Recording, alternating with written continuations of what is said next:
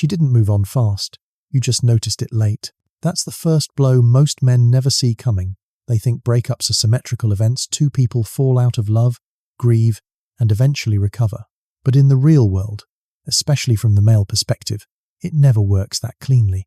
When she walks away and already seems happy, dating someone new, laughing in pictures, you assume she's heartless. You assume what you had meant nothing. But that's not the truth. The truth is much colder and much more predictable once you understand psychology, once you understand female detachment. Let me say it again.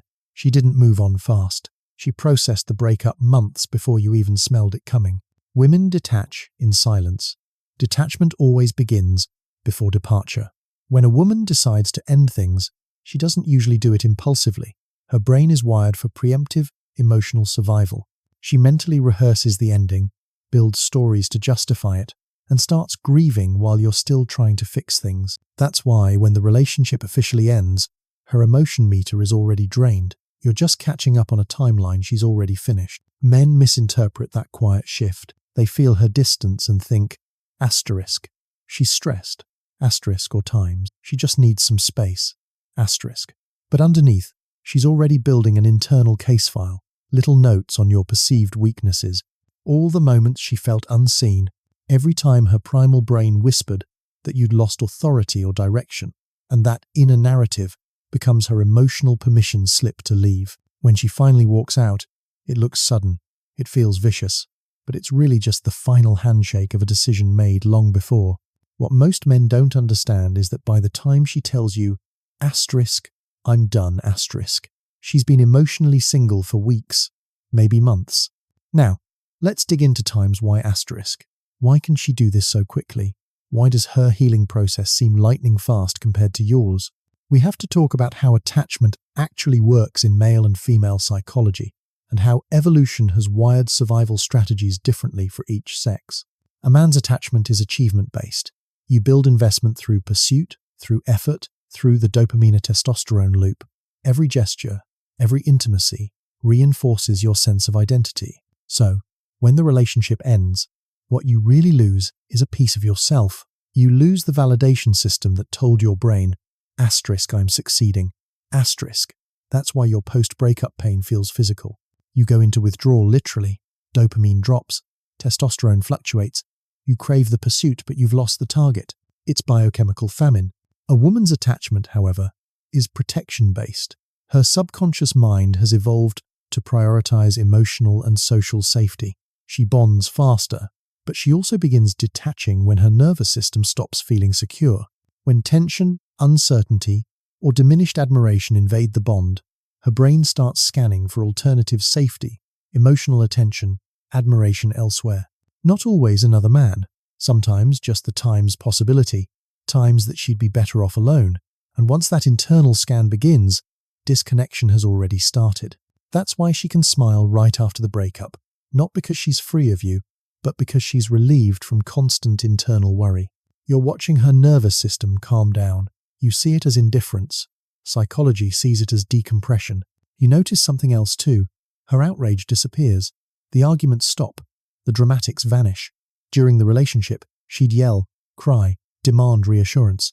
Right after the breakup, silence. That silence devastates you because you mistake drama for passion. You thought her reactions meant she cared. The absence of emotion feels like absence of love, but for her, the absence means relief. She's back in control of her safety narrative. Let's talk about the social layer, something modern psychology calls times validation displacement asterisk. Modern relationships don't end quietly. They unravel under the lights of social media. When she posts a smiling selfie days after leaving, that's not happiness, it's post-decision confirmation. She's broadcasting to her tribe, I made the right choice.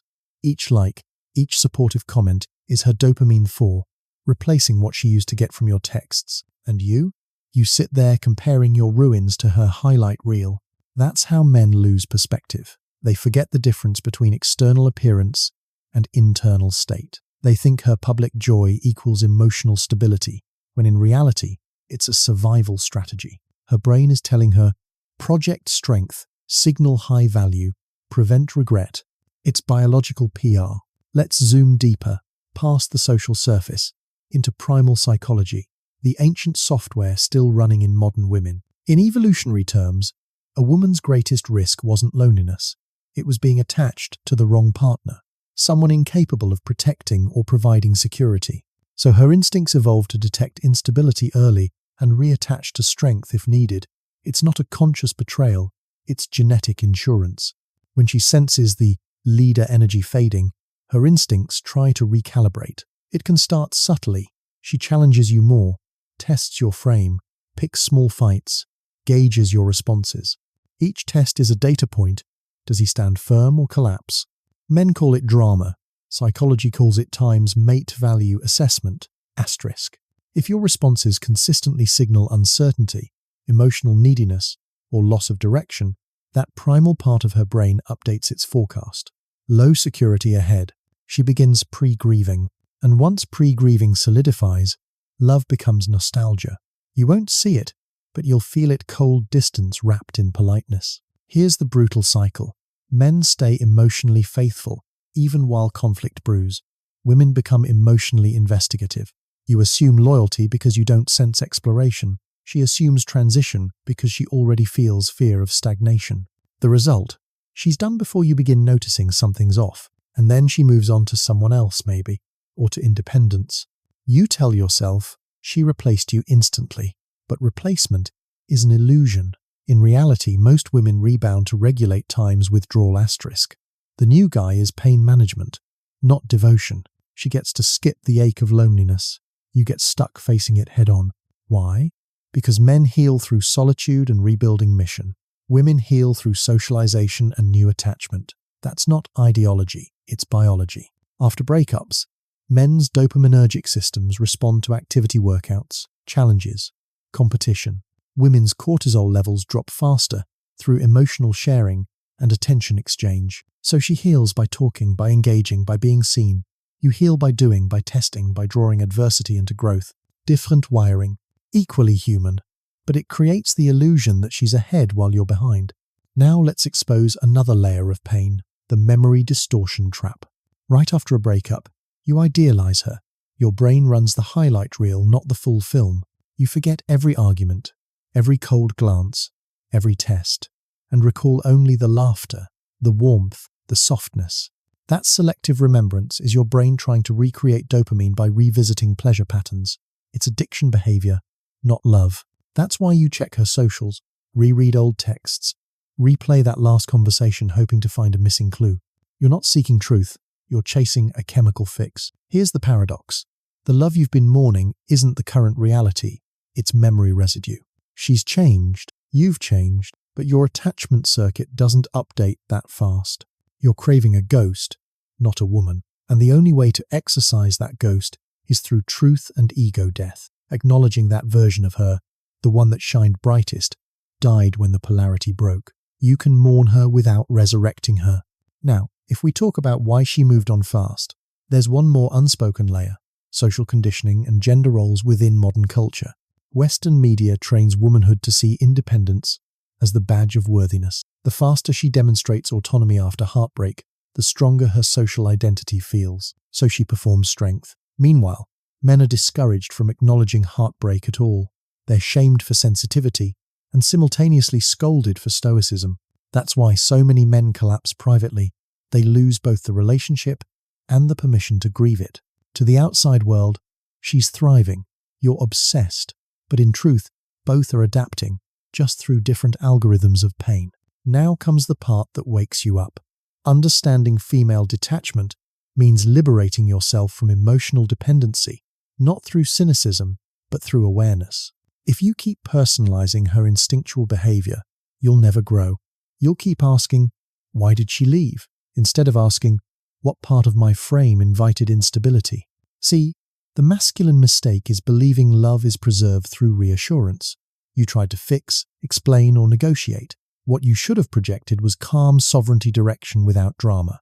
Women don't fall out of love because of one bad day. They fall out because they subconsciously sense the loss of leadership energy. That's the nice guy trap. Always agreeable, always adaptive, never leading. Eventually she stops feeling the polarity that attracted her. You become comfort, not challenge. Safety without admiration. and admiration is the oxygen of feminine desire. That brings us to one uncomfortable insight. Love isn't symmetrical. Men love more linearly. Women love conditionally, in alignment with how they feel, times under your influence asterisk. Every emotion she experiences inside the relationship becomes evidence in her mind about what you represent. The moment those emotions shift consistently from desire to anxiety, loyalty erodes. You don't control her psychology, but you do influence the environment within which it operates. That's accountability.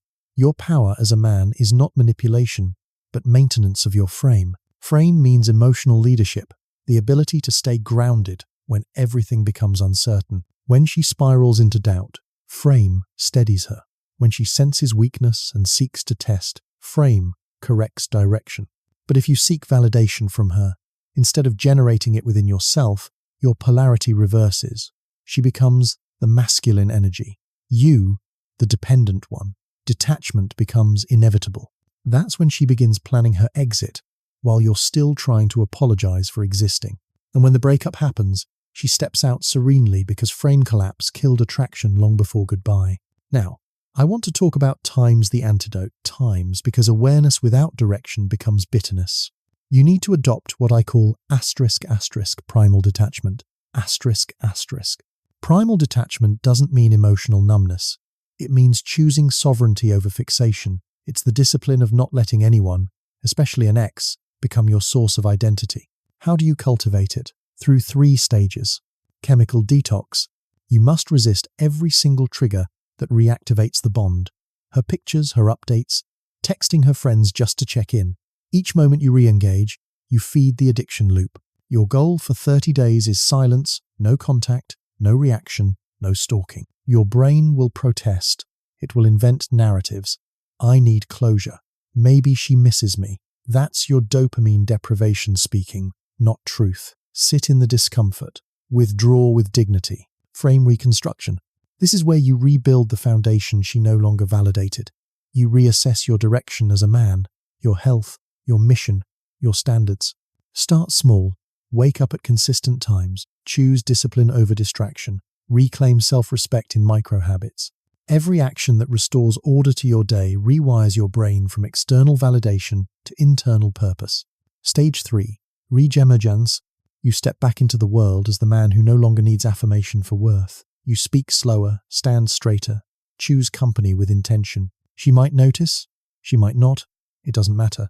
Because detachment isn't about indifference toward her, it's about reverence for yourself. Understand this. Healing isn't forgetting her. Healing is remembering yourself. And when you've truly done that, something surprising happens. The same woman who seemed to move on fast often circles back mentally. Not because she regrets, but because women's psychology is wired to re-evaluate men who stabilize after chaos. She resenses your frame, your calm, your direction, and she becomes curious again. That's not an invitation to replay old scripts. It's confirmation that masculine healing reverses polarity naturally. So, if you've been torturing yourself wondering why your ex seems unaffected, stop giving her power through comparison. You're observing 2 different creatures healing through 2 opposite instincts. One attaches to restore equilibrium, the other isolates to rebuild pride. Neither is superior, just distinct. Stop decoding her timeline. Start mastering your own. Let me close with a truth most men learn too late. Breakups often mark the end of illusion, not love. You didn't lose your soulmate. You lost your mirror, the one reflecting where your insecurities hid. Her leaving forced those weaknesses to surface. And that's sacred pain, because it strips away the fantasy of who you thought you needed to be to earn affection. Every heartbreak is an initiation, an invitation to evolve from emotional dependency into emotional sovereignty. So, why did she move on so fast? Because she was already gone the moment you stopped being the man she could relax into. That realization isn't punishment, it's instruction. And now, you either stay stuck decoding her actions, or you embody a higher frame, the kind that doesn't chase closure, because he times is time's closure. The kind that's too focused on mission to turn pain into resentment. Take your heartbreak, alchemize it into self-discipline, and build the kind of man she wouldn't have been ready for anyway. That's the real victory, not getting her back, but never needing to.